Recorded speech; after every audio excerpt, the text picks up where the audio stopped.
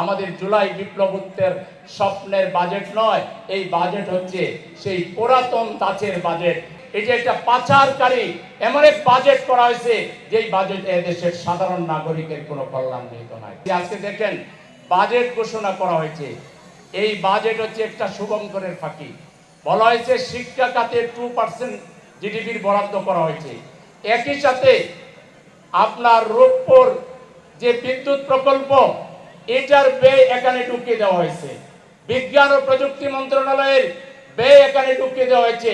প্রকৃত অর্থে 1.5% শিক্ষা খাতের জন্য বরাদ্দ করা হয়নি, একটি শুভঙ্করের ফাঁকি দেওয়া হয়েছে। একইভাবে কালো টাকাকে সাদা করার সুযোগ দেওয়া হয়েছে। কিভাবে? আপনার জমি কিনা কিংবা ফ্ল্যাট কেনার জন্য সামান্য কর দিয়ে আপনার যত কালো টাকা আছে সব সাদা করতে পারবেন। তারা বলছেন দুর্নীতির বিরুদ্ধে 0 টলারেন্স, কিন্তু ওইদিকে দুর্নীতিকে উৎসাহিত করার জন্য বাজেটে ব্যবস্থা রেখেছেন। ব্যাংক ব্যবস্থাকে ধ্বংস করার জন্য এমনিই খেলাপি ঋণের পরিমাণ হলো 30% 30.6% হলো বর্তমানে খেলাপি ঋণ, এবং এই বেশিরভাগই হলো এই যে যারা এখন এমপি আছে তারাই এই খেলাপি ঋণের মূল ঋণ গ্রহীতা। তারা ব্যাংকের টাকা ঠিক মতো দিচ্ছে না। এই ব্যাংক থেকে 1,12,000 কোটি টাকা বাজেট ঘাটতি পূরণ করার জন্য নেওয়া হবে। তাইলে উদ্যোক্তারা ঋণ নিবে কোথা থেকে? তাইলে তরুণদের কর্মসংস্থান হবে কিভাবে? তার মানে এটা হচ্ছে একটা জাতিকে ধোঁকা দেওয়ার বাজেট।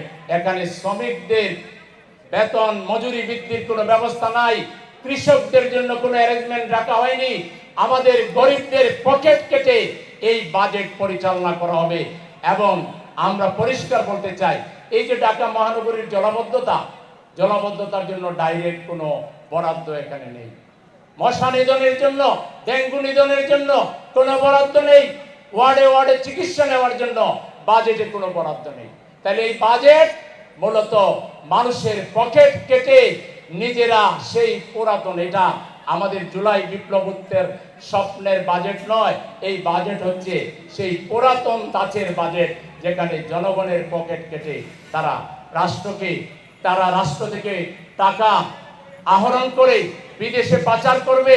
এটা একটা পাচারকারী এমন এক বাজেট করা হয়েছে যেই বাজেট এদেশের সাধারণ নাগরিকের কোনো কল্যাণ নিহিত নয়।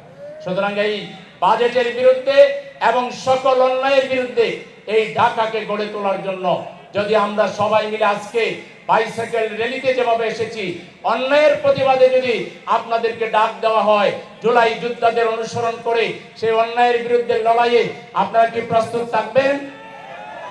সবাইকে আগামী দিনের সকল নিয়ম এবং ন্যায়ের পক্ষে অন্যায়ের বিপক্ষের যে কোনো আন্দোলন সংগ্রামে সবাইকে প্রস্তুত থাকার আহ্বান জানিয়ে আজকের এই সুন্দর আয়োজনের জন্য লাইফ সাইকেল বিডিকে ধন্যবাদ এবং প্রিয় সাইকেলিস্ট ভাইদেরকে, রক্তদাতা ভাইদেরকে আবারও আমার পক্ষ থেকে অনেক অনেক অভিবাদন।